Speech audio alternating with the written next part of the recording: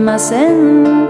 森の小さなレストラン、空っぽのポケットをまさぐって忘れて人からたどり着く。予約は一つもありません。森の小さなレストラン、戸籍だらけのランチ時、小鳥がパタパタ笑ってる。